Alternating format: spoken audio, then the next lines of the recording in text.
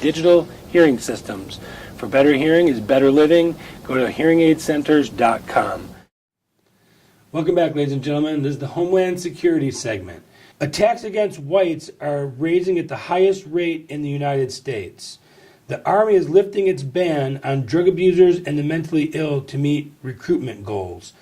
That's where I want to start. We've got so depleted in the last administration and the demoralized from the previous administration with Iraq and Afghanistan and all the blunders, that now we have to take in basically anybody we can get because no one's volunteering for the armed forces. That's a concern. What do you think? Well, that we have no choice. That's why these recruitments today, anybody can get in.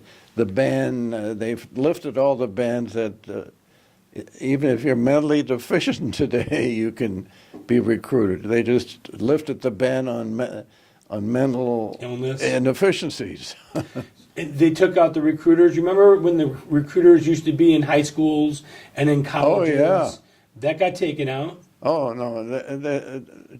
All you have to do is sign up because they want to increase the size of the military. And you would think that a kid coming out of school with nowhere to go, that would be a pretty good option. I mean, my father did it. He went to the Navy. Unless you can get something for nothing instead. You know, a lot of them are still living with their parents. Although, by the way, the housing industry is doing very well because a lot of kids that were sitting home are now looking either to rent or to buy little homes. That part of our economy seems to be doing pretty well. I know home prices are increasing. Well, sure they are. Bit. Yes, they are. I know here in California we're seeing astronomical rises in home values. Oh, we're because we have a tremendous increase in the size of our population. But it goes against every other aspect of. We have high taxes. We have an open door policy. We have the most liberal, run amok, pathetic run government in the entire nation. Why would people want to come here and not go to Texas or Florida or South Carolina?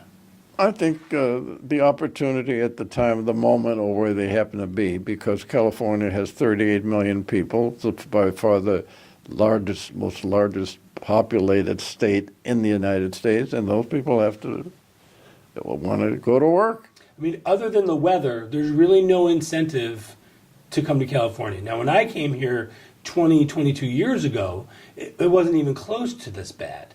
I don't think I would consider it today if I was doing it all over again. Well, it's the most liberal state in the country today. Oh, absolutely.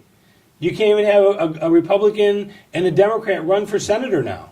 It's funny. It's based on whoever has the most votes, and it's always two Democrats now. Yeah, now it's two. You're absolutely right. And the way the whole situation is triggered is the fact that it's not just all in one section; it's all over the state.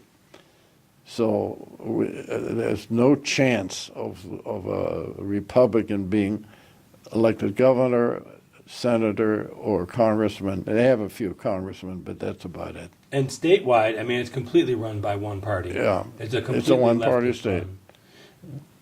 The state has talked about splitting up into different segments. Now, they're not going to let that happen. Never going to happen. I mean, that's just talk. Because you would have a north and a south, and Southern California is a little bit more conservative than Northern California. Well, it can't be less.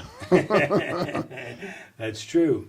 I don't see where that would ever happen either. The Democrats would definitely not want that to happen. That's one of their strongholds in the presidential election. You know, that girl that got killed by the Kate Steinle. Yeah, exactly. Sanctuary cities. Yeah, doesn't make any difference. They let people. This guy had been arrested 5 different times and still came back. Now, that's interesting because that segues right into the next segment.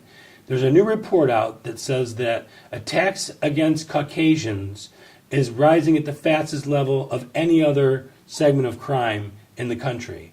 And I have to think that was spurred a lot by our last president. Would you agree with that? Yes, I would. Very, very definitely. and the Black Lives Matter movement and all that we're And for seeing on God's Hollywood sake, and TV. bringing back the Civil War and knocking over monuments, Statues. that is just unbelievable. That's part of our history, for God's sake. Sure, I mean, we shouldn't have had the Civil War, but we did. And by the way, the Civil War was based on economics because New England was losing a lot of business to the South because the South had no-cost labor. So it had nothing to do or little to do with freeing the blacks? That was Now, it would have a lot to do with voting, right? It had to do with- 3/5 of a vote versus a full vote. That's exactly right. And that changed the South from Democrat basically controlled to Republican. But this point that is very disturbing about the fact attack on whites, because it used to be, it's ironic and unfortunate that colored people, as they call them then, were being attacked and being taken advantage of. But instead of just integrating into the overall situation, now they're attacking the white people. You know, the term Black Lives Matter. What is that supposed to mean? Does it mean white lives don't matter? That's the inference. Or Blue Lives or, police or whatever. Yeah. It's just another George Soros-backed organization that he throws millions of dollars at and pays these kids to go out and agitate. Street organizers, basically, community organizers. Yeah, this man has done more to harm this country. He should have thanked this country for letting him out of there in 1956.